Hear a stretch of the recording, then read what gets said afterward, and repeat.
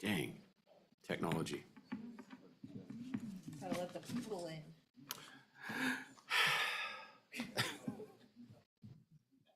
Okay, you're live. Now you Okay, can call it. we're ready. All right. Representative Allred, Here. Representative Andrew, Here. Representative Berger, Here. Representative Brown, Here. Representative Clausten, Here. Representative Lawley, Here.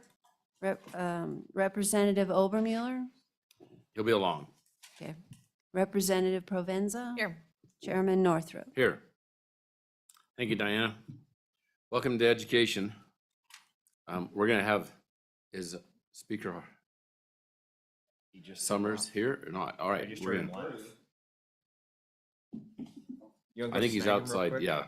He wanted to give a few words, so he had other things to go do, so.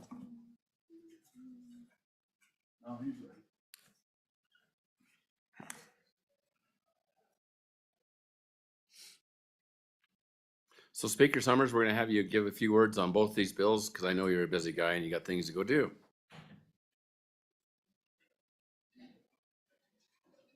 If you would, please.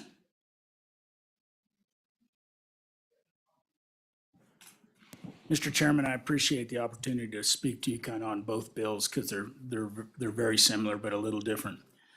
You know, I guess since I've been in the that's a hot mic. I guess since I've been in the legislature, and I really mean this, I think this idea of Wyoming's Tomorrow and my bill that's Wyoming's Tomorrow, kind of bringing Wyoming's Works into it. I think this idea of workforce development and this and Wyoming's Tomorrow, Wyoming's Work, I think it's a transformational moment for Wyoming and our ability to try to create workforce into the future, to educate people that are adult learners that need to be put in the workforce and need another opportunity and need to better themselves. I just think it's a wonderful opportunity. I support both bills, and I actually hope you will bring out both bills. And ultimately, you know, these bills could, if we were lucky enough to get them through the body, could go to the Senate and let them kind of sort it out. The bill I brought is basically makes a Wyoming Work student the priority in Wyoming's Tomorrow, as well as teacher preparation students. And the idea was we've had these two grant, one's a grant program, one's a scholarship, and we've kind of had these two entities running side by side. And is there a way to bring them kind of more together? And mine was attempted doing that without deleting one or the other, in respect to both individuals that brought them in separately, right? So rather than delete one and create another, or vice versa, I chose to just kind of merge them. And I don't say that I have it done correctly. You know, you all can do what you want with it, but I think that was my attempt, really, to try to solve some concerns that come from the other body about Wyoming's Tomorrow and Wyoming's Work. So, and then I'd also heard, obviously, the governor's office has talked about merging these programs if we can do it. You know, so we're on one page. And you know, I put money into Wyoming Works in this bill, and I put money into Wyoming's Tomorrow. And the Wyoming's Tomorrow bill is a very good bill, and it's really supported by the good chair of Senate Education. And I'd hate to see that bill just thrown away for my bill. I think we kind of let the Senate pick and choose if you all think they're a good idea. But I would certainly stand for any questions. It's just, you know, I'm just kind of giving a high profile of it, and obviously you guys will dig in and do what you want with the bills. If you got any questions, I'd be glad to answer. We do have a question. Representative Brown, go ahead. Thank you, Mr. Chairman. Speaker Summers, just out of curiosity, we've been receiving some pushback on both of these bills as they've been coming through. But one of the questions that's been raised that I'm just kind of curious if you know anything about is last year we did hear a lot about potential private philanthropy coming in and assisting both of these scholarships. What you know, hey, we're interested in matching with the state, stuff like that. Are you aware of any of those matching programs and what they may have brought in at this point yet? Go ahead, Speaker Summers. Chairman Northrup, thank you. And so you will see in my bill that I have 5 million that's contingent upon industry or nonprofit match. So it's kind of a carrot. It puts money straight into the endowment, and then it puts a little more money into the endowment based upon a matching program. I have heard of nonprofits that are willing to put some money into it, but certainly not. Remember, all of you, that we need to get to 50 million to trigger the scholarship itself, and we're at 10 million. I think we ought to have substantially more than that. So the idea that we can get there all with matching dollars, when I was in, when we were in education committee, I kind of supported that idea of a heavy match, but I think it's unrealistic at this point. And so I think we have to dial back that match on that to something that's realistic. And I think realistic might be 1 or 2 million, frankly. I think we'd be lucky to get, I think there's one organization out there that really would stand behind this, maybe to the tune of $1 million. I know the business community has been actively involved in looking for matches for this. I think they're all in and all supportive of getting this done, and you'll hear their testimony. But no, trying to match whatever percentage we had in joint ed was probably unrealistic. Representative Brown. Further questions? Go ahead, Ken. Mr. Speaker, thank you. Yes, go ahead. Sorry. Is there a point that this scholarship would fund itself? Like amount of money that, the income, the interest that it earns, that we wouldn't have to put extra money into it in the future? Chairman Speaker Northrop. Summers, go ahead. Chairman Northrop, thank you. So Representative Clouston, the whole idea behind the scholarship, not Wyoming Works, but the whole idea behind Wyoming's Tomorrow is it's an endowment. The money, the income generated off the endowment goes basically into a reserve account or an income account, we call it. And so what we are doing is trying to make it perpetual. It will be perpetual. What we're trying to do is make sure we kick out enough that we have enough scholarships. And so we kind of did that with the Wildlife Trust Fund, right? We put money in it when we could. We didn't put money in it, then we got more money. We kind of put money in it again. So it's available to put in all the time. But we made a condition in the Wyoming's Tomorrow Scholarship that there has to be 50 million in the endowment account before we'll spend the income off into scholarships. So it's absolutely correct. Wyoming Works was a little different. And the Wyoming Works grant program was basically just cash into the bucket. The bucket wouldn't revert, and colleges based upon rule and reg, and I know very little about the rule and reg that they passed. But basically, the commission by rule and reg could determine kind of how that grant money was spent. There's still some grant money in place in Wyoming Works, but it might be obligated by, because students may be in the process and may need it for another semester. So I don't know how much is obligated in that. And, but that's, yes, the answer is yes, it's the income off of that. And so this is a savings, right? I mean, we talk about what do we do with all of this money that we have, right? You can put it into permanent accounts, you can put it into reserve accounts. The other way you can save money is you can save money into endowments that then spin off income that will directly help citizens today, as opposed to larger savings accounts that will help down the road, So it's a way to save. You're not spending this money in that goes to the endowment account. You're actually saving the money, spending the income. Any other questions, Mr. Chairman? Further questions from committee for Speaker Summers? None appearing. Mr. Thank you. Chairman, I really appreciate you giving me this time and the opportunity to speak first. Thank you. You bet, thank you. 30. So we're gonna work House Bill 30 first. This is a committee bill. And Representative Brown, being as we're on the committee.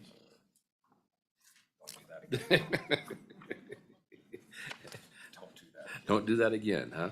Okay. Okay, House Bill 30.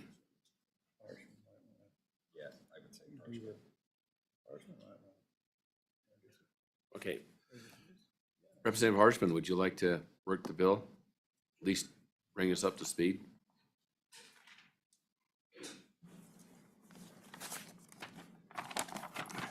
Thank you, Mr. Chairman, members of the committee. Pleased to be back in front of this august body. I miss you all. Thank you, Mr. Chairman. Okay, members, this bill in front of you, House Bill 30, was a joint committee bill strongly supported by the joint committee, in particular the Senate, your colleague in the Senate Education and the Vice Chair at that time. So everybody was, it wasn't 100% come out of committee. I think there were 3 no votes, 11 for, I think, if I recall. But there's 10 million was appropriated last year. The program's set up, needs to get the 50 million to run. The idea is to do 100 million endowment, and then that would sponsor about 1,400 people a year. So you think of a 2-year scholarship, about 700 new people each class, okay, off of 3,600 a year, 1,800 a semester, just under that number, but approximately 700 new people each year for a total of just under 1,400. That's at 100 million, generating 5%, the 5 million spend. So this bill proposes to fully fund the endowment, right? There's 10 million in there, and you can see the transfer. And Mr. Chairman, if you don't mind, I'll take you just back to the section 2 of the bill on page 5, members. You'll see the 90 million appropriation on line 8, paragraph B. That 90 plus the 10 from the 66 last year equals the $100 million endowment. And then if you move up the page to line 3, paragraph A, that 15 million is the 5X reserve account. So we figure we're going to always get 2% on dividends and interest. So you take 3% times 100 million times 5 years, and that's 15 million. And so then that allows that 15 million to be invested identical to the 100 million in a total rate of return policy, which will grow the endowment even faster. As you know, it tips back. Anything over 5% tips back into the corpus and keeps, it doesn't increase the spend. The spend is 5%, right? But it increases the value of the corpus and it'll keep growing. Similar, you know, the Hathaway Scholarship started 405 million. You know, it was just a whisker under 700 million. You know, Permanent Trust Fund, when I came in the legislature, was 2 billion. I think by the time the 67th gavels out, it'll probably be 10 billion. So it's all about growing that through this, what we used to call the Harvard Trust Model or the Harvard Endowment. So that's what this is.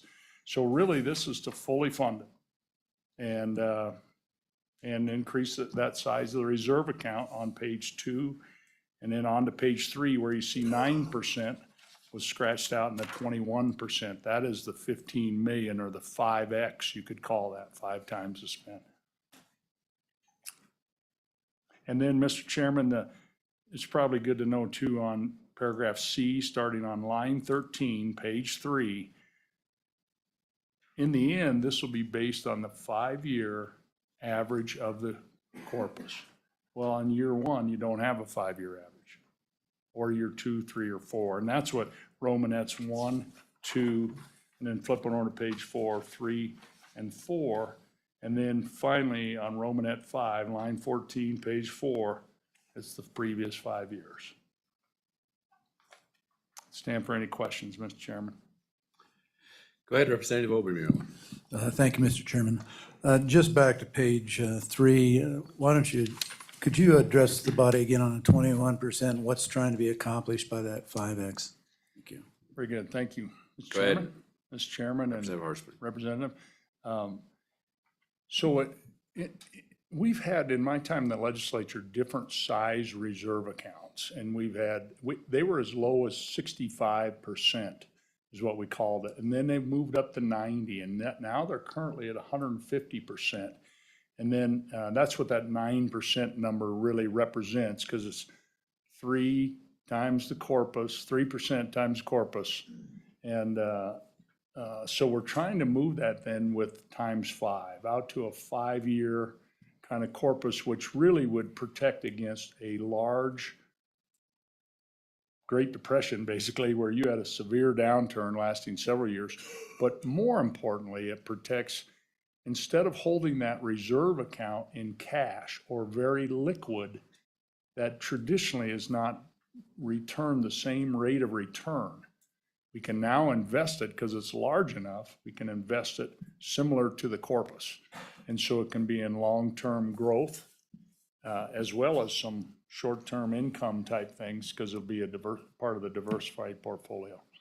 So by putting a little extra in there, it allows us to invest it to really make more money, more return off of it. And we're trying to do that with all of our trust funds, the per mill trust fund, the common school account, and all the others, Mr. Chairman. And I've got a bill on the wildlife trust fund as well. Thank you, Representative Harshman. Go ahead, Representative Brown. Thank you, Mr. Chairman. Representative Harshman, just for the committee's edification here, we've got two bills doing similar things. With this being kind of your baby over the past couple of years, but maybe for the committee's edification as to what this scholarship actually is for, might be beneficial for this committee to hear with it having so many new faces. Go ahead, Representative Harshman. Thank you, Mr. Chairman. I think it was, and this is a classic for you new members. This is the Wyoming Tomorrow program is a classic example that takes usually 3 times for a good bill to pass. And, the Hathaway Scholarship, the Merit Scholarship idea took a little while. Actually amended that into Senator Scott's bill on the last day in the second house. Ran a little substitute bill, 28-page amendment.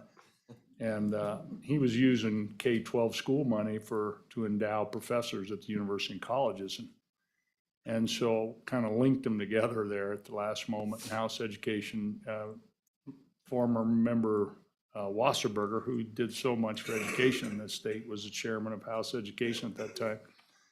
And so that's worked. That's a different idea, though. That's a merit scholarship for kids in high school, and it's worked. I mean, our ACT scores are up. Our graduation rate's one of the best in the United States. It was 1 a year or 2 ago. We're always 1, 2, or 3 now in graduation rate. So it's worked. And we've expanded it, a great deal. But what is Wyoming's Tomorrow is a different idea. And my first term as speaker in the 64th, really just as you read from our cohorts around the country, other states are doing this. We're one of the last to kind of get on board. And I really modeled in my brain this band, the Tennessee Promise, similar scholarship. Other states are doing this. So what is it? And about that time, Governor Meade with the Endow, it was the Attainment Council, which is still with us. Thank goodness, because it almost got nixed, but it is still with us. And basically shows we've got a real growing problem in this state, and we've got a shrinking solution. We're all getting old, and we're going to need everybody. And the idea that you're going to stay in the same career your entire life, my dad kind of did that, but those days are, and so this provides a way for citizens of Wyoming who are already here, already raising their kids here, 24 years or older, to go back and kind of reboot. And it's a first dollar in scholarship. And we've got a lot of data on the ground. We've been running in our community colleges around the state, and the Community College Commission with the L. Bogan Foundation, it's been unbelievably successful. And they've got all the metrics for you, because we all know kids, many of our peers who, man, I want to get out and work, or I want to do this, I don't want to, and then all of a sudden they're 28 thinking, got 2 kids and I'm going to do something different. And those students under programs like this are very successful. And so that's what we're trying to do, is keep our workforce moving. So this has been really strongly supported by our business community. And so it's not and I thought it was said really well by former Representative Blickery at a meeting, our last education meeting. You remember, we were downstairs, and he said, this isn't an appropriation to the community colleges or the university. This is an investment in Wyoming's people. And really, and we are experts in this state at putting money in endowments for the future. We're the best. And we got about 15 of them. And so this one is already set up. The Constitution was changed with the Hathaway to set up post-secondary scholarships like this. So this is already an inviolate fund, and it's ready to roll. Just needs a little bit of our $3 billion surplus. And what better way to save some money than to save it right here is what our thought was. And I think the chairman of education on both sides thought that. So thank you, Mr. Chairman. Further questions? Go ahead, Representative Lawley.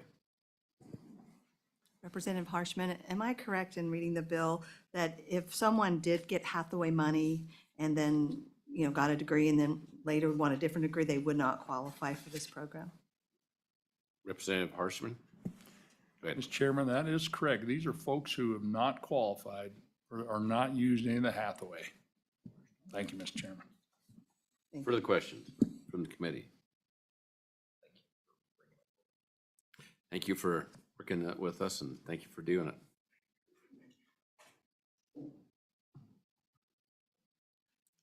Anybody else like to speak on House Bill 30? Governor's office? Not on this one, okay?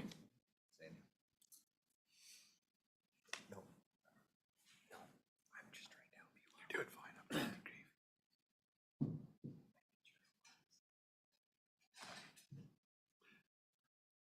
Welcome. Good to see you again. Good afternoon, Mr. Chairman, members of the committee. It is wonderful to be here again. I am Sandy Caldwell, Executive Director of the Wyoming Community College Commission that you heard referenced. And with me is Michael Swank. He is the CFO for the Community College Commission.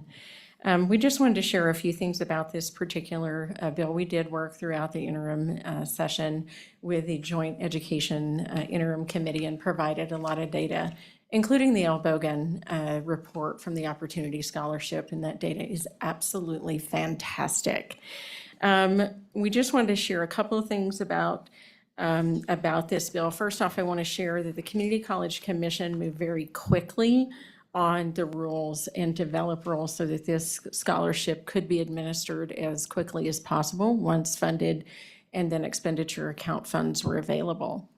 We have quite a robust committee that worked on the writing of these rules. The commission did adopt draft rules in October. They have completed the public comment period, and the commission is set to adopt those rules at its February 17th meeting. I will let you know that the commission is watching very closely because if there is the ability, if this bill or House Bill 109 were to pass, we would like to be able to make those changes as quickly as possible so that the scholarship could be funded. So they're prepared for that. We're watching it very, very closely so that we can really deliver on what the legislature has tasked the commission with doing. Just a couple other things mostly one thing that we wanted to mention about this bill is if you will look at page 3, line 19. Am I doing this right, Michael, Mr. Swing? Okay, I'm hitting the right one. One of the things, and we worked on this actually with the committee and the LSO, but it was after the bill was adopted to move forward, so to come before here. When you look at line 19, it says the first day of the fiscal year, and that is a Saturday. So that could leave the fund with a zero balance. So that was one thing that we wanted to bring to your attention. The LSO is aware of this, but we just wanted to mention it might actually have funds if it were to say something along the lines of the first business day of the fiscal year, and that would be subsequent through all of them. Did you track the calendar all the way through to see how many of these it impacted, or was it just the one? We don't know. We do know it impacts the first one. Mr. Chairman, Michael Swank with the Community College Commission. So this was brought up to our attention along with the LSO. For this particular fiscal year, or I should say fiscal year 2024, it begins on a Saturday. So the potential is that the expenditure or the endowment will not actually have a balance on July 1st, so the average market value would be zero. So we're trying to make sure that whatever is put into the endowment, that calculation is made on the first business day when the actual transfer and calculation would be made. Michael, I guess I would ask you, is that true of all of them, even in the 26, 27, and 28 years? Mr. Chairman, if it is changed to the first business day on each one of those annual amounts, it would accommodate all years. That's what I was asking. Thank you. Mr. Go Chairman, ahead. one last thing that I wanted to share with the committee is you heard from Representative Harshman about the endowment amount targeted at 50 million before it could begin to fund the scholarships. I will share a little bit about the 100 million, and Representative Harshman alluded to that, and that amount is something that we did work on during the Wyoming's Tomorrow Task Force. So that is actually based in data and analysis based on the demographics of the state of Wyoming, based on the number of adults. All right, questions from the committee? Go ahead, Representative Provenza. Thank you, Mr. Chairman. Thank you, Dr. Caldwell. Do you have an estimate of how many people we might be able to put into the workforce through this in terms of maybe welders, programs that are going to be helping with this? Go ahead, Dr. Caldwell. Mr. Chairman, I'm probably going to have to phone a friend right next to me as we were modeling through this. It does vary, Representative Provenza, because it varies based on the when the students, what type of program they're taking. Are they taking, this does allow, by the way, for Wyoming Works programs to be included, and including the non-credit, if they're 24 and older. So it depends on whether, if they're in a one semester industry recognized credential program, or if they are completing, for example, an engineering degree at the University of Wyoming. So the total numbers, I believe that was worked through with the rules writing group, Mr. Swink. Go ahead, Michael Swank. Mr. Chairman, Representative Provenza, what Representative Harshman was noting is that the initial analysis was that a $5 million earnings on a $100 million endowment would meet what we estimate would be the needs, which is roughly 1,400 people utilizing the entirety of their grant eligibility, meaning $1,800 per term. As Dr. Caldwell noted, there are some people that would be utilizing credit and non-credit Wyoming Works programs where they may not be using it for 4 full terms, so they may be using it less. So that 1,400 estimate is kind of, give or take some. That's your question. Okay, further questions? Go ahead, Representative Clausen. Thank you, Mr. Chair. Dr. Caldwell, if you could just tell me, like, average price of a term tuition at one of our junior colleges, the scholarships for 1,800. Go ahead, Dr. Caldwell. Mr. Chairman, Representative Clausen, it is right at, for the tuition and fees, is right at the 1,800. And the thing about this particular scholarship, it allows for the total cost of attendance, which is very, very helpful to our adult learners who have childcare, transportation needs, and those sorts of things. But the average, system-wide on the average, I think is right at the 1,800 per semester for the community colleges. The total cost of attendance, we have that data. I don't know it for whatever reason, being a Monday, right off the top of my head, but we actually have that data and provided that during the creation of this. Follow-up. Follow-up, go ahead. Thank you. We've received a lot of comments on what do you need to do to qualify for this and keep up the qualifications. Some people feel like the standards might be a little bit low as far as GPA and completion of courses. So I just want to clarify that that's really not in this bill. That part's probably already been set. And just any thoughts towards those standards? Thanks. Please clarify, Dr. Caldwell. Mr. Chairman, Representative Clausen, you are correct. There was, I would say, very robust discussion within the Joint Education Committee and frankly, the floors of both houses whenever the original bill was going forward. Because a lot of that had to be worked out, particularly when you're talking about adult learners who are returning students. And let's say they're wanting to come back, they may not have had the best GPA in the world, but this also allows for formerly incarcerated. We want to make sure that they have access in their lives to really become productive citizens. So there was really a robust conversation about that, where it was permitted to allow those students to participate. But we do have the requirement for what is called satisfactory academic progress that is required at all of the institutions, the community colleges and the University of Wyoming, in order for a student to be eligible to continue with receiving the scholarship. So it does have some sidebars on there to ensure that the funds are being used in fact, for the advancement of completing a certificate or a degree, whether that be associate's or a bachelor's degree. Do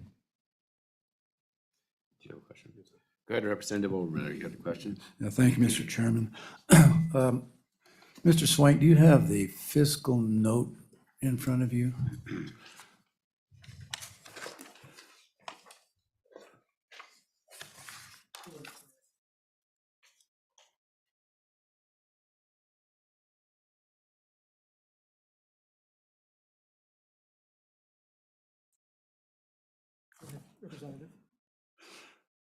So on the bottom of that page are some assumptions, and I'm trying to track the dollars and the dates and get it all straight in my head. Can you walk us through number 2 in those assumptions and what that relates to? Pardon me, Mr. Chairman. Go ahead, Michael.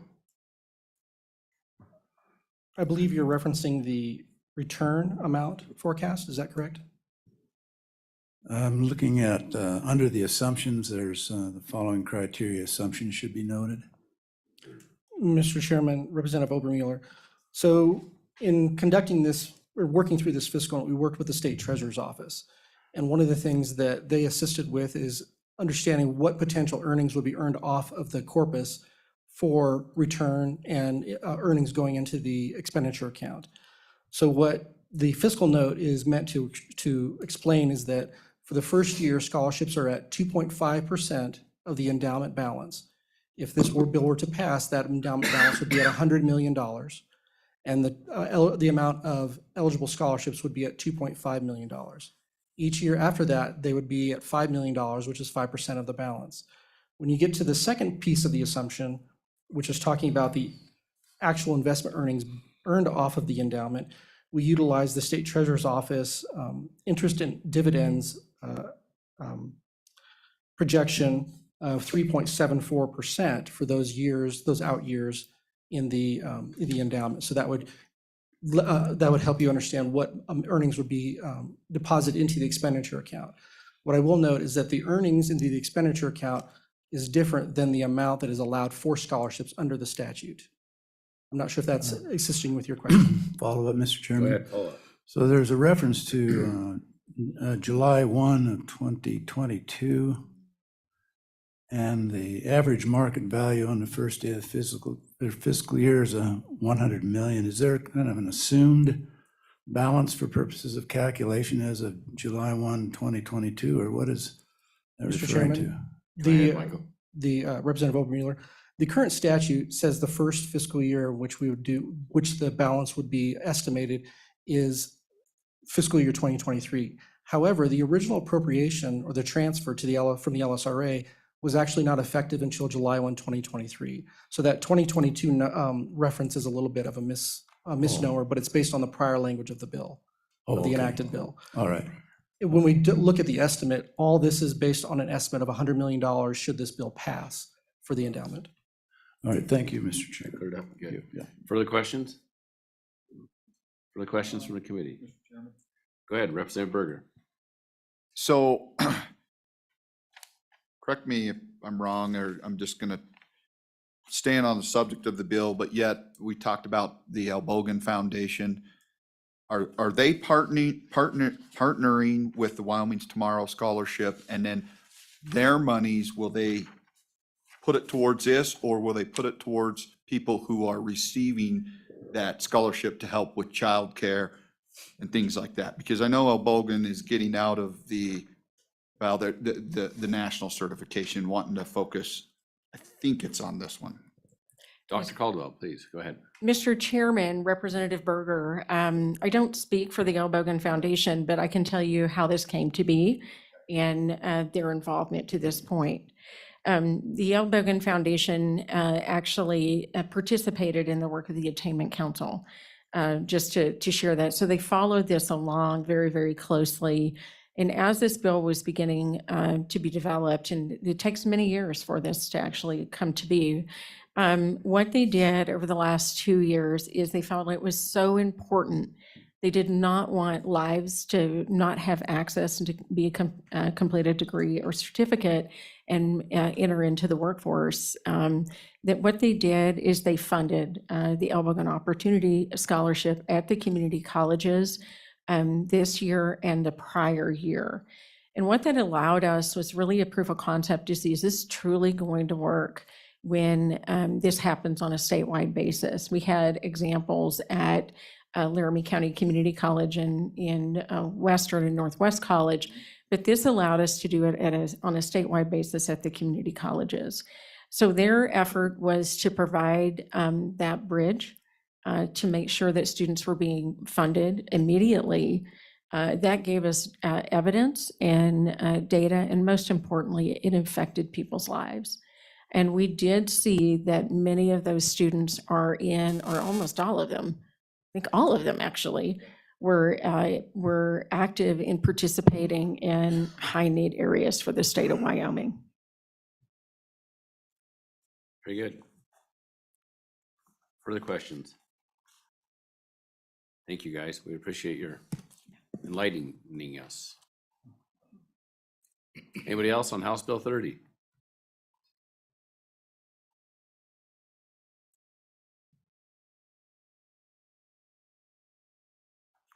Welcome, Aaron.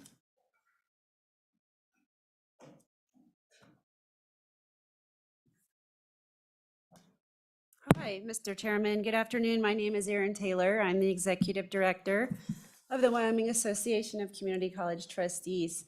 And I am definitely here in support of this bill. And I thought I would provide a wee bit of history for the committee, if that might be okay. I think the That would be commission great.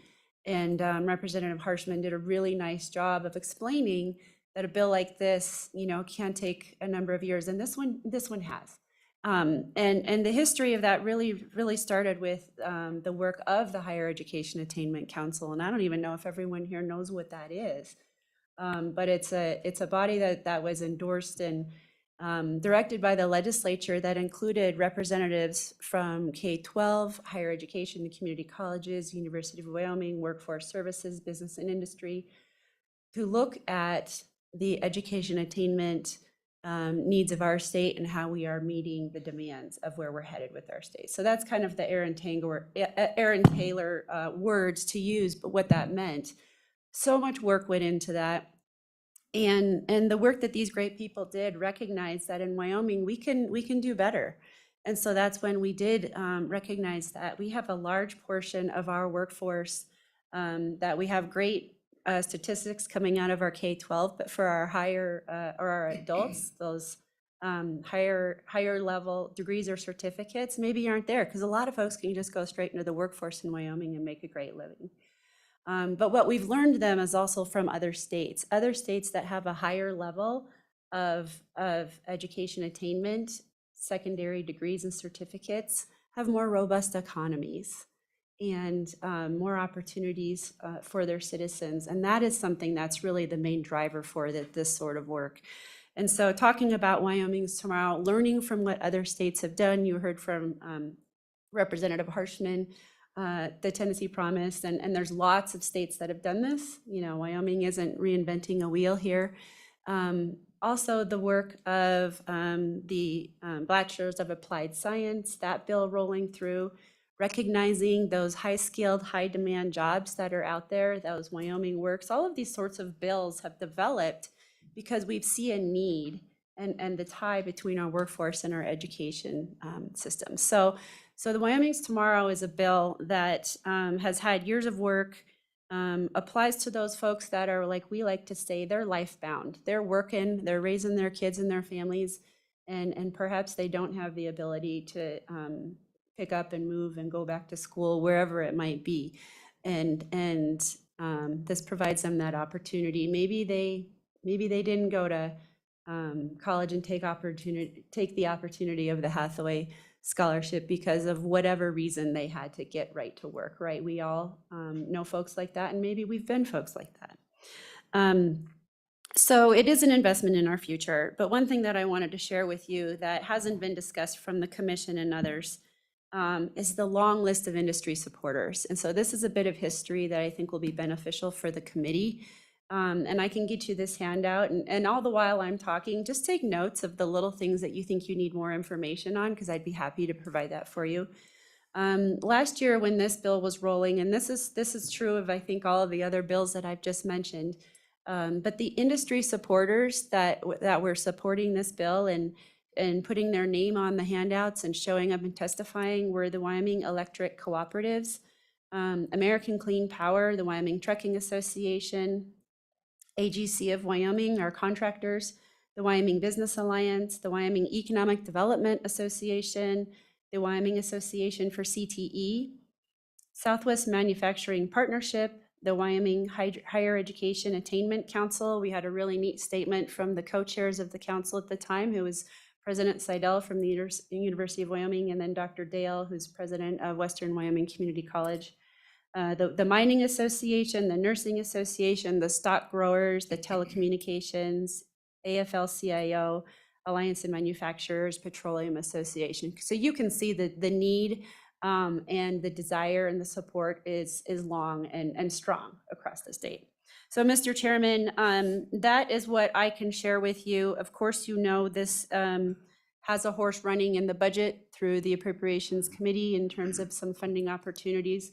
What this bill has in it that I like is what you heard from Representative Harshman and its ability to keep the fund strong and grow it at a faster rate and expend some of those scholarships quicker than waiting a whole nother year to earn that interest. So, Mr. Chairman, I think I have gone through all of the the things on my list, and I'd be happy to answer any questions.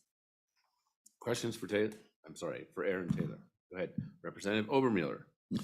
Well, thank you, Mr. Chairman. I think when you have an appropriation, or a fiscal note like this with these big dollars, the whole subject will get relitigated on the floor. Yep. So if you could provide us with your talking points along with those list of groups that support it, if you could send that to the members of the committee, I think that'd be helpful. Thank you. I will do that, Mr. Chairman and That's great. Representative Obermueller. That's a great idea. Thank you. Thank you, Aaron. Further questions, Fran? Thank you very much for your testimony. Thank you. Anybody else? There's squirming seats out there. Go ahead.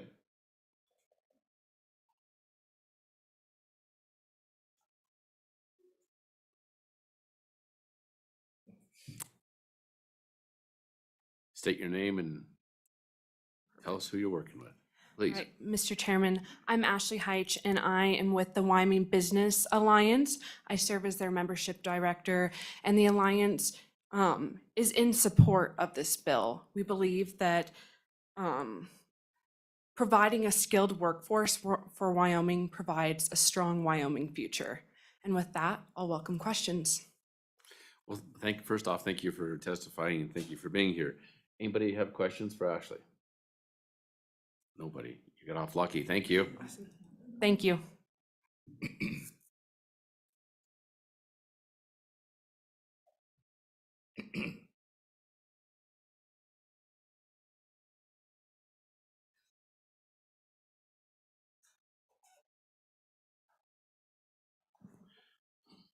Nice to have you back in committee, Robin. Thank you. Thank you, Mr. Chairman. Mr. Chairman, members of the committee, my name is Robin Cooley, and I am the Director of the Wyoming Department of Workforce Services. I thought I'd come today and introduce myself to you and the new legislators and speak to you about both of these bills, if I may, very quickly, and give you an idea about how Workforce Services is involved with these bills. First off, when we're speaking about the 24 years of age and older, these are a lot of the individuals that we do see in our offices, our 18 workforce centers around the state. And when they come into our office, we're providing them any number of services. Those are provided under the Workforce Innovation and Opportunity Act, which is a federal act operated under the Department of Labor. We're providing them any number of services that any number of services. It might be helping them draft their resume, helping them with interview questions, giving them mock interviews. But also, I wanted to also mention a new website. It's another initiative of the governor's. It's called the Boots website. We've got that on all of our computers in our workforce centers around the state. What that is, it's a website that both business and job seekers can get onto. Helps them really track down what their career interests might be. They're able to find where they can go to find education in those interests. It helps them to track down what kind of salary they might earn in those jobs, and it also helps them identify where in Wyoming they might find jobs in those interests and in those careers. So those are the types of experiences before they even start going into some of these community colleges with these funds. They can track these interests down, know where they want to go in the community colleges after they're signed up in our office, and then they really know and are set on a path, a really good path down that road with the funding that's provided in these scholarships. So I just wanted to kind of set that stage for you with the work that we do in our office. And I think that's important to note because as in the legislation, in the statutes that's in the books, it provides that the student, one of the requirements here is that the student does agree to register with the Department of Workforce Services for applicable training assistance. That's some of the assistance that they'll be provided. I also want to mention as well, with vocational rehabilitation, that's in our office. If there's any types of additional services they might need, we're there to provide them those services to help them be successful in these roles in the college and in their roles as they move into their new careers. But I don't want to forget, though, those dislocated workers, and that may be our coal miners and all of those associated businesses that we see in our offices. And looking at their transferable skills, we're helping them look at those, and we're helping them look at new opportunities in other careers that they may want to look at. And again, they're the individuals that could take advantage of these opportunities in this scholarship program. But as well in the legislation currently, it provides that the rules that will be promulgated under this legislation shall provide a preference to award scholarships which consider workforce shortages. That is going to be critical in this state as we move forward in the next 5 to 10 years. I know that you've all been hearing about a lot of opportunities that are coming into our state. And as we're looking at these opportunities around the state, we're trying to figure out and we're trying to map where it is these workforce shortages are, as I know the community colleges are doing as well, so that we can stay ahead of where the curriculum, where the programs need to be identified, where the programs need to be identified in the community colleges, so that we can stay ahead of these opportunities and get these individuals into those programs, so that when those businesses open, those opportunities open their doors, they've got a ready-made workforce that they can hire when they open their doors. And this is part of that process, part of that continuum to make sure that happens for those businesses. I just wanted to lay that groundwork for you. We are in favor of both of these opportunities for our workforce in Wyoming. And with that, I will stand for questions. Thank you, Director Cooley. Go ahead, Representative Berger. So, Mr. Chairman, thank you for coming today. Do you see the mindset of those 24 or older coming into your offices around the state and working with your good people across the state in the workforce services buildings? The the mindset change as you get older from that 18-year-old, 17-year-old mindset. I don't know if I want to go to school as much, to where I'm ready to make a decision now. And when they're, do you see that mindset change? Mr. Chairman, Representative Berger, you make an excellent point. I think at that point, they are ready to hit the ground running. And, another point we can't forget in this analysis is those are the individuals, they've made Wyoming their home. They want to stay here. They've established or started establishing roots. They've got families. They've got their spouses that are in business, in jobs that they want to stay in here. So those are the individuals that we know when we invest these scholarship funds in them, they're more likely, or just as likely, I would say, but probably more likely to stay in Wyoming. And our return on investment is really going to pay off for those individuals. Further questions for Director Cooley? Go ahead, Representative Lawley. Thank you for coming. Oh, Mr. Chair. Just go right ahead. Thank you for coming.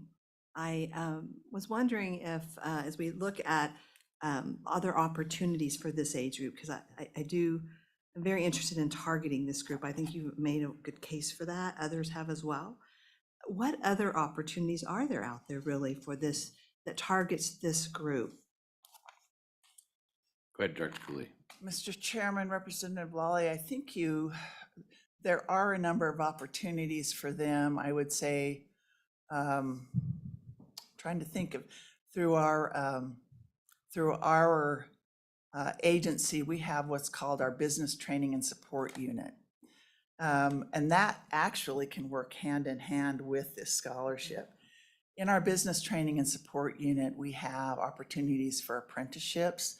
We have opportunities for internships, but we also have, and those are for the worker themselves, so that when they get into a career track, we're helping to place them into businesses where they can, it's a win-win for the business and the employee. So they get to really see if they're a fit for that business and vice versa.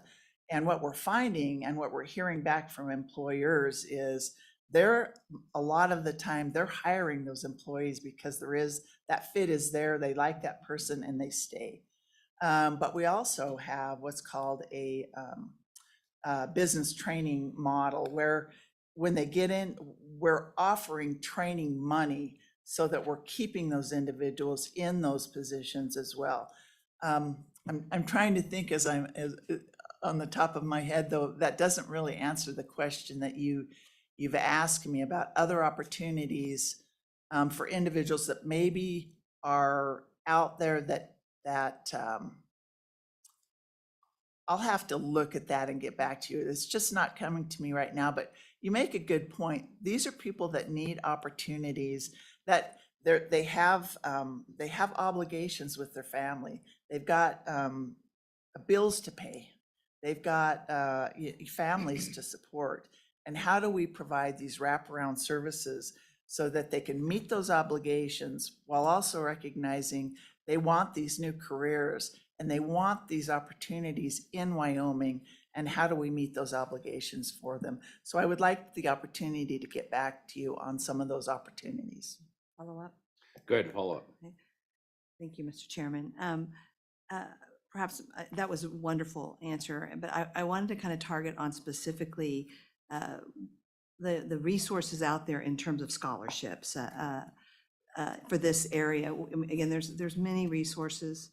We've already talked about Hathaway, for example, and others that really do kind of zoom in on those, what I'd call traditional students.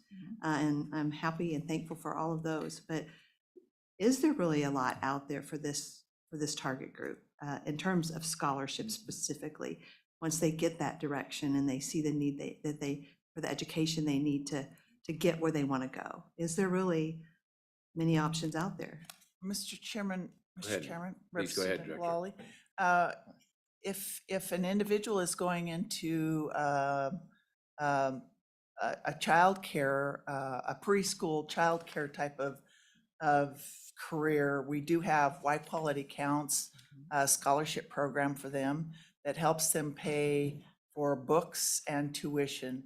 And we're looking at increasing that right now to pay for all of their out-of-pocket costs. I know that some businesses are paying for those costs.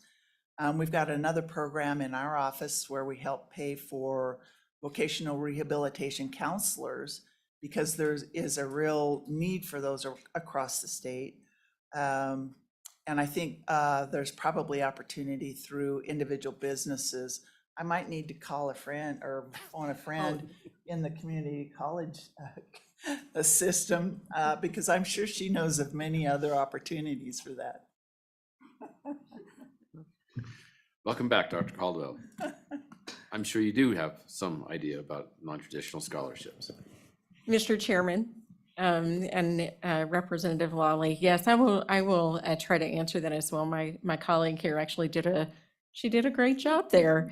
There's actually not a lot that hit a broad base. Now, there's a couple of things that are at play here, and Director Cooley did a lovely job of saying that these can work in concert together. By and large, there is not a broad scale application or a scholarship pot for adult learners. There are very specific specialized ones. Many of them work exactly as you heard the good director mention, and that is it provides, maybe it might provide tuition and books, but it doesn't provide any an additional among that. And we have very strong evidence and data regarding our adult learners that it is not only tuition and fees that are very challenging for them. One thing I will share is that when the colleges and the university have to package financial aid, now I'm getting technical on you, they do have to braid these funding sources together for the allowable components. They can never over-aid a student. There is what is called total cost of attendance, and the total amount may be stacked based on what eligibility requirements. Maybe that's for tuition and fees. Maybe there is a specific book allowance. Maybe, and then there's not any other aid, so they can't afford to attend because it is very expensive for them. So total cost attendance is the driver. There are not large pots of scholarships for adult learners. It is more specialized, which is why I believe the joint education and the legislature last year moved to implement this scholarship. Representative Obermueller, you have a question for somebody. I do, Mr. Chairman. Right. Dr. ahead. Caldwell, you did mention that there are some other sources, limited businesses that have their scholarship programs, individuals that do scholarships. I can envision a question coming up on the floor, so we need to be able to answer this. Will this money then tend to discourage that kind of money, saying, well, I don't really need to do this anymore because the state picked up the responsibility? Go ahead, Dr. Caldwell. Mr. Chairman, Representative Obermueller, I think that's an excellent point that you bring. This scholarship does max at $1,800 per semester. So it does not cover the total cost of attendance. It does not, so students can only be aided up to the total cost, and we're still not there. So I think that's part of the concern is this just funding people to do things, or is this going to disincentivize? And I think there is actually within Wyoming's Tomorrow Scholarship a priority for participation and for students that are sponsored by business and industry. That is the second priority in the roles that we have that was actually written into that. So it actually, I think in many ways, encourages participation by employed individuals, businesses and industry. And then the second part of that is that students cannot be over-aided. They cannot be overfunded for their scholarship. And this particular scholarship maxes at $1,800 up to total cost of attendance. All right. I guess I have a question. I'm going to ask, can either of you tell me if any of these dollars have been spent, and if so, where are they, or any programs? I mean, Al Bogan Foundation obviously had something very similar to this. What were they used for when Al Bogan? Maybe I should ask that. Mr. Chairman, I do have the Elbogen report, and I am pulling it up right now since you were asking me. I think you all are aware that no Wyoming Tomorrow scholarships have been used yet because it hasn't been funded. But the Elbogen, look at this magic. I have it right here. I happen to have this for you. The top professions in which or the top programs that the Elbogen Scholarship were used for were health professions, business, mechanic and repair technologies and technicians, precision production, education, computer and computer science information technology, that includes cybersecurity, engineering technologies, and then the balance were very small number that were left reported, but that's actually almost all of the students in that base. So it sounds like a pretty broad source of people that we need every day. So I appreciate that. Thank you. Yes, sir. Go ahead, Representative Berger. The success rate, how high was that success rate? Because I remember that being very high. Again, back to my question before that you answered, that people who are older tend to have a better mindset about education. Go ahead, Dr. Caldwell. Mr. Chairman and Representative Berger, what we did on the Elbogen data is we actually compared those who received the aid to the control group of students who did not receive the aid. And the Elbogen students absolutely knocked it out of the park. Absolutely.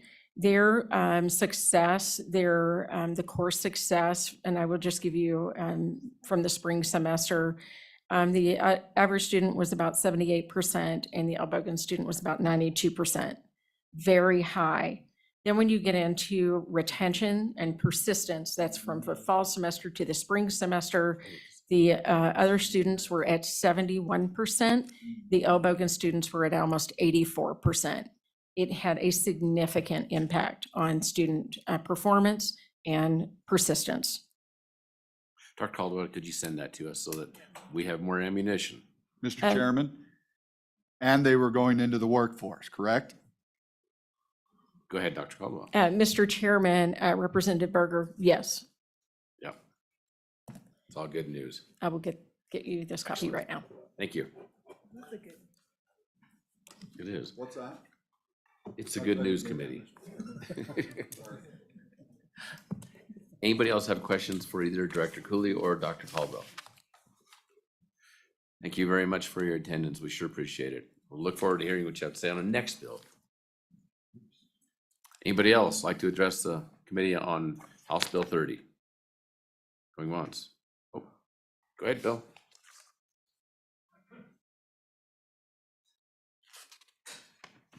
Mr. Chairman, Bill Winnie, Sublette County, speaking just for myself, but if I could address Representative Berger's question about success rate, although in a different environment, in the military and particularly in the Navy, we have a number of adult education programs. We in fact embark some instructors on our larger ships and conduct classes at sea over a long period of time with a very, very good success rate. It's not unusual to see somebody as an E6 going up for Chief Petty Officer that has a bachelor's degree, probably gained in some vein on those kind of programs. So without speaking directly to the testimony you just heard, I think Representative Berger's question well placed and the adult motivation very good. Subject to your questions. Thank you. Mr. Winnie, how long do most of those people in the military continue their education? The whole time they're in or just for one or Very two? much of it. You see people working on master's degrees. If they retire at 20 or 20 some years, you'll see them go on in the master's programs, and you see them in the civilian world with those degrees. Very good. Thank you. Questions for Mr. Winnie? Thank you, Bill. Anybody else? Any more public comment? Out of the public. You'd like, okay, we're gonna give Representative Obermuller a chance to poll some people. Yes, I'd like to hear from the contractors, the Association of Contractors, if they would step forward, please.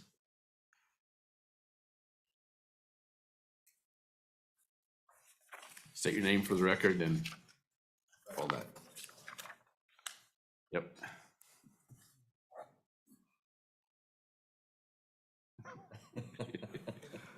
Technology. Mr. Chairman, committee members, my name is Dan Benford. I'm Director of Workforce Services for Contractors Association, Associated General Contractors of Wyoming. You might know us as. Welcome. Thank you. Go ahead, Representative Obermuller. So one of the things that will come up on the floor is, well, what is industry doing now? What are the contractors doing for their part of workforce service development, scholarships, equipment, supplies, donations? Can you answer that question now, or could you provide us that information? Go ahead, Mr. Chairman, Representative Obermuller. This came up actually last week as well, so maybe this will help you guys for HB 33. The first thing contractors did, they hired me, pay my salary. I work with Workforce Services, with the schools, with the community colleges, and the University of Wyoming, actively seeking new programs, developing them to try to create new paths for these non-traditional students. We supported Wyoming's Tomorrow last time around.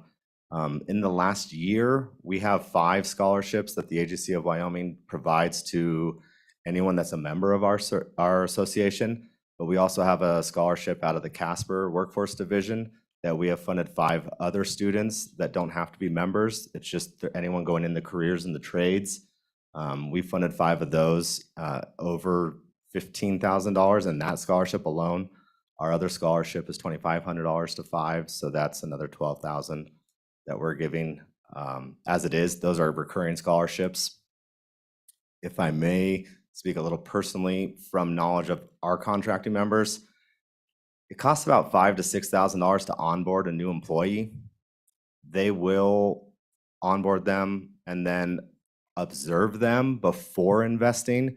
But once they find people that have come to the construction industry that are looking for more training, whether it be heavy equipment operator, carpentry, something like that, they then are more than likely willing to fund those trainings privately, finding those trainings for them wherever they may be, and then sending them and paying for them.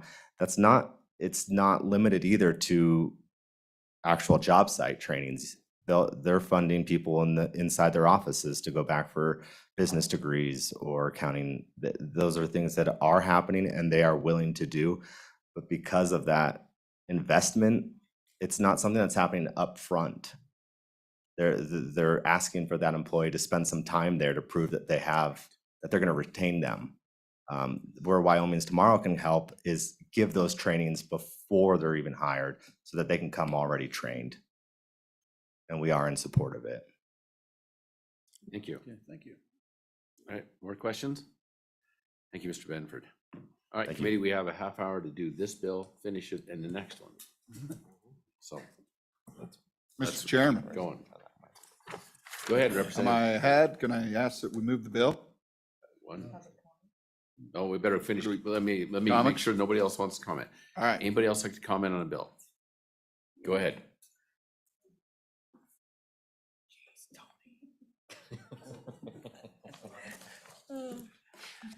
Good afternoon. Thank you, Chairman Northrup, members of the committee. My name is Toni Decklever. I'm a registered nurse and I represent the Wyoming Nurses Association. We supported this bill when it came up last session and we support it again. Nurses are just one of the vocations that this would help. Our legislature had funded a program called WIN, which was the Wyoming Investment in Nursing Program many years ago. But because of budget cuts, the student loan side of that program was cut. And so now there is very, very little money, little resources, as Representative Wally, you were talking about, for these non-traditional students to get financial aid. And we all know that, and to Representative Overmueller, to your comment on what is business and industry doing? Well, right now, healthcare is kind of tight. And they are just really focused on trying to get staff and keep staff. And they're spending a lot of their resources on staffing and those kinds of things. They were pre-COVID. Some of the larger facilities would actually do some tuition reimbursement programs for their nurses who would go to school and then come back and work for them. But it really depends on the facility and the resources that they have if they are able to do that now. So we are in strong support of this. As you heard, healthcare is a huge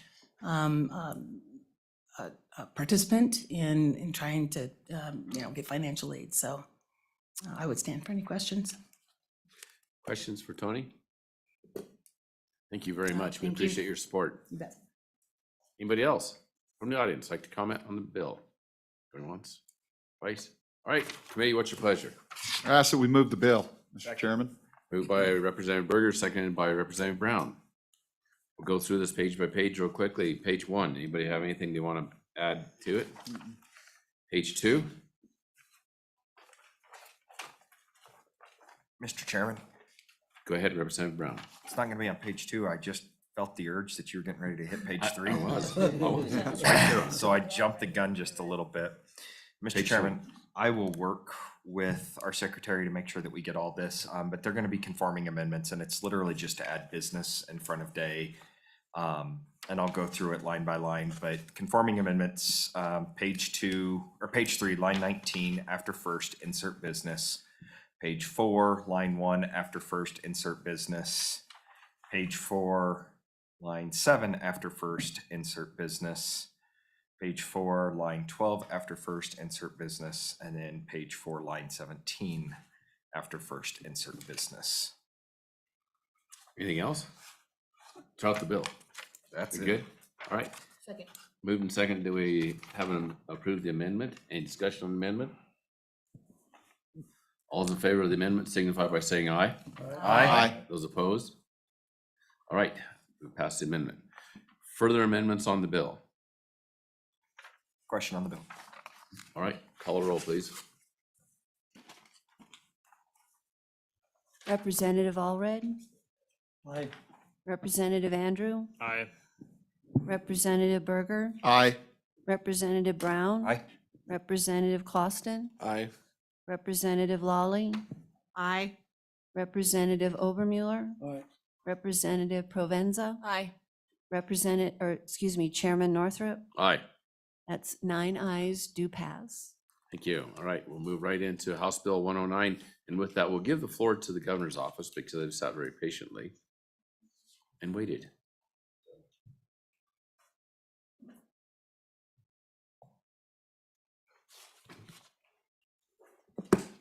Thank you, Senator Perkins. Thank you, Mr. Chairman. Picking up where the good speaker left off.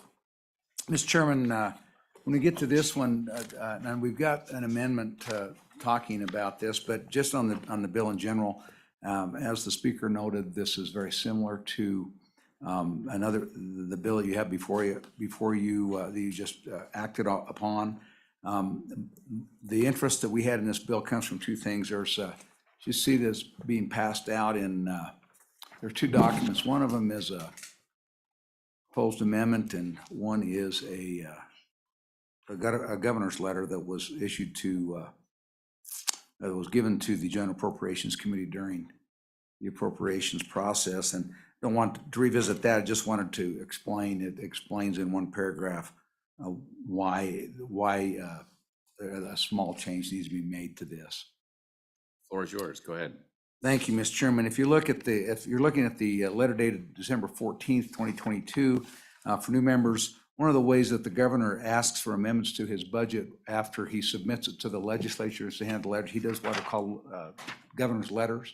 And this is one of the governor's letters. There were about, and I think there were 19 of them that went to the Joint Appropriations Committee. This was one of them. If you look at the bottom of page 1, you'll see in this letter, it's particularly talking about Omni's tomorrow.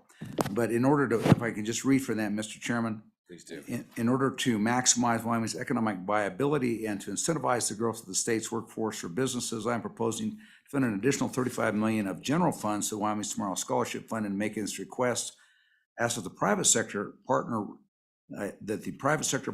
to raise and contribute additional $5 million to fully fund the trust and request the legislature determine a pathway to make contributions from the private sector tax deductible. So the legislature, I don't know that the governor cares which way it goes. I know that the bill you have before you talks about different matching funds, but in order to entice or to ensure that either when businesses donate, that their contributions would be tax deductible under the Internal Revenue Code, or in the case of like the Bogan Foundation or private foundations, make sure that those are eligible expenses. There is just a general issue, and so hence the proposed amendment to this bill in order to do that. This is one way to do that. There's certainly nothing magic about it, but it comes in, you're trying to accomplish two things. In order for it to be tax deductible, it has to be one, for when you're contributing to a governmental entity like the state of Wyoming, that it must be for one, a public purpose, and two, there must not be an expectation of a quid pro quo, so that there's not, you're giving money and you're getting something back for that exchange. And so in order to do that, this is some recommended language that I came up with. Mr. Chairman, in a former life, I was an attorney and did do some tax work. And I do note that you do have a CPA among your midst who probably could weigh in on this as well. But also, if you look at the amendment, then the amendment simply has some language to add the purpose of that. And if you can, there's great examples of this. If you look at the Wyoming Cultural Trust Fund, which you find at 9/2/23/001, and afterwards, checking with them, it's clear that contributions to the Cultural Trust Fund are tax deductible. Checking with them, they don't have any separate entity. They use the same tax ID number that the state does. So there's nothing other than there that they have a legislative declaration and a specific purpose which they've enunciated in particular in Article 23. So this is just trying to do that. There's no specific article for this. This is one of a number of funds that of quote these permanent funds that are going. So going to 9/2/204, you see the initial part is to create is the language you see in red. Underline would add this to that statute is created for the public purpose of providing scholarships and other financial assistance for recipients of career, vocational, or workforce training at Wyoming institutions for Wyoming residents. So you're trying to create that, again, just a very specific public purpose. There's nothing magic about that language. If you wanted to massage that, there's certainly nothing wrong with that. I have no pride of authorship. Mr. Chairman, in addition to that, I think the other idea behind this and about this bill in particular is then to align both Wyoming's Tomorrow, the Wyoming Nursing, these other programs, to align them all so that all of them would qualify for funding under the scholarship. So we're trying to expand that language to make it inclusive so it do all of those things. Then continuing on, again, just we have designated by law, by gift. Now we're just adding the words bequest or donation from whatever source, to anticipate that those might come from other sources. And then also, even though I think it's interpreted, just again down below, you see the last two words are inviolate and so those are if when you get down to those considerations, Mr. Chairman, I think that those things would help ensure that, again, private donations, if they're given, would be tax deductible under, I think it's Section 170 of the Internal Revenue Code, and also that they would be qualifying donations from private foundations. Mr. Chairman, that's all the questions I had. Would stand for any questions that the committee may have. Questions for Chief? I'm sorry, I skipped your name. Sorry, Drew. That's Perkins. I get Chief called Perkins. lots of things. I was Mr. like, Chairman. I got the chief, but That's a pretty good one. Okay, any questions for Chief Perkins? You got off lucky. Thanks. Thank you very much. Thank you. Anybody else like to address the committee? Go ahead, Sandra. Dr. Caldwell, sorry.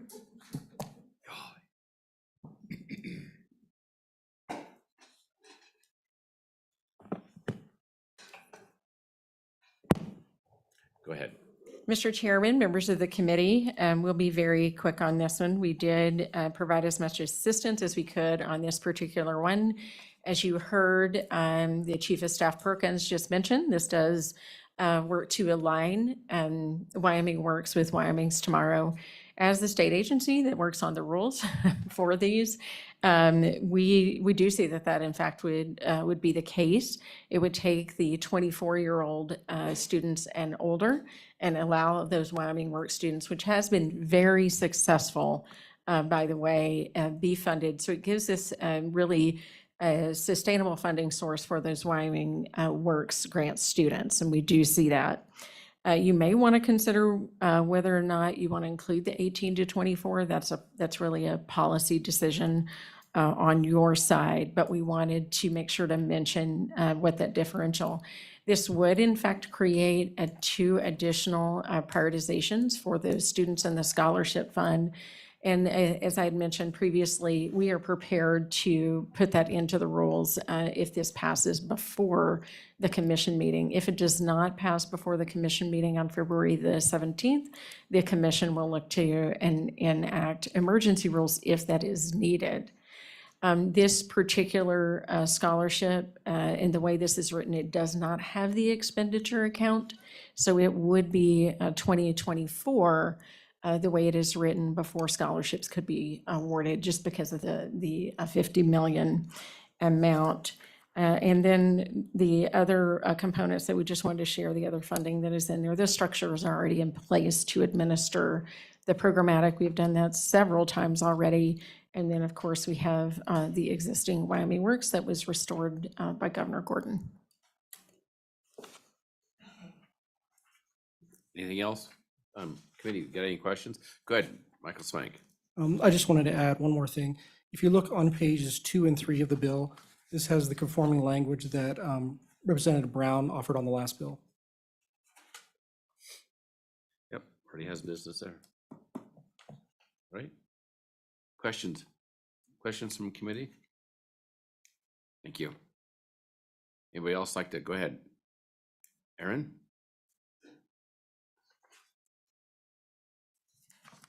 Not trying to rush through it. I'd rather take the comments and be late than rush through this, so. You're good, Mr. Chairman. Thank you again. My name is Erin Taylor, representative of the Wyoming Association of Community College Trustees. Of course, we support this bill. What I wanted to provide for you, you have, I think, handed out in your desk. This is a little bit of a simpler and graphical illustration of the difference between Wyoming's Tomorrow and what Wyoming Works does. So you can see how they're different on the sides where they overlap, and the differences between endowment funding versus appropriation funding, things like that. So, and I'm also going to dig up some of our other information on Wyoming Works, because there's a lot of folks in the body that I know don't know what that is. So, Mr. Chairman, I don't have anything to add. I think you've heard some great comments. Of course, support the comments from Chief Perkins and what the commission has said. So I don't have anything to add unless there are questions for me. Questions for Aaron in the committee? Thank you, Aaron. Anybody else like to testify? Like I said, we're not trying to hurry it, but please, if you'd like to testify, come on up.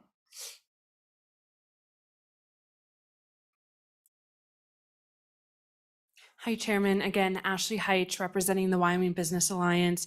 We stand in support of this bill, and I would just like to highlight that we'd like to emphasize what Chief Perkins said prior about making this tax deductible for the business community. And with that, I'd stand for questions. Thanks. Questions for Ashley?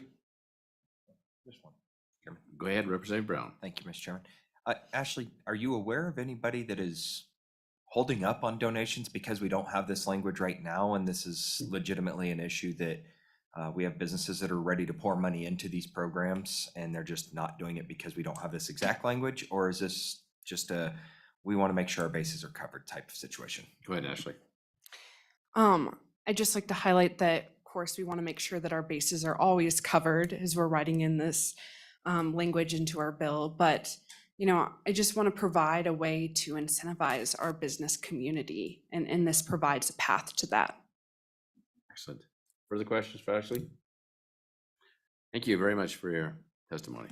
We appreciate it. Anybody else like to give their thoughts on House Bill 109?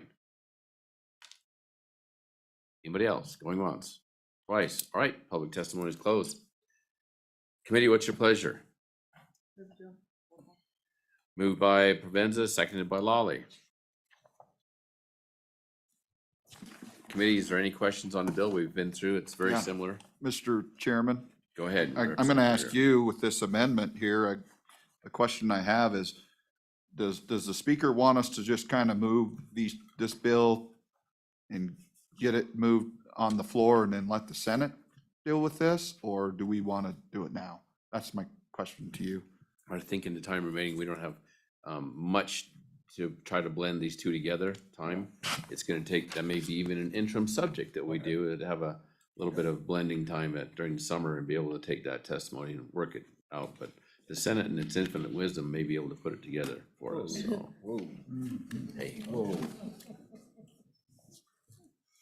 So, and that brings me to the proposed amendment. We'll just let LSO work that in. Mr. Chairman, yeah. Somebody ought to move that Mr. amendment. Chairman, I would move the proposed amendment. Mr. Chairman, I would move the proposed amendment here, and we'll work with LSO staff to make sure that that gets worked in correctly in the right area. Second. Moved by Brown, seconded by Lawley. Any discussion on the amendment? Question? All those in favor signify by saying aye. Aye. Those opposed? All right, amendment has passed. Question on the bill. Question's been called. Anybody want to discuss anything on the bill? All right, question's been called. Representative Allred, Aye. Representative Andrew, Aye. Representative Berger, Aye. Representative Brown. Aye. Representative Clausen, Aye. Representative Lawley, Aye. Representative Obermueller, Aye. Representative Provenza, Aye. Chairman Northrup. Aye. 9 ayes, it does pass. Take these bills on the floor. I suppose I'm gonna be working on those guys, so. Mr. Chairman, Go ahead, Representative Berger.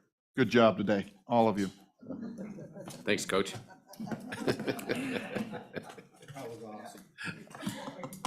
We're adjourned. I was waiting. I was like, way to get up.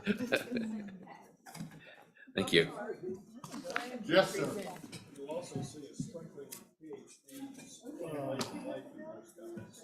Michael? Oh, I agree with you.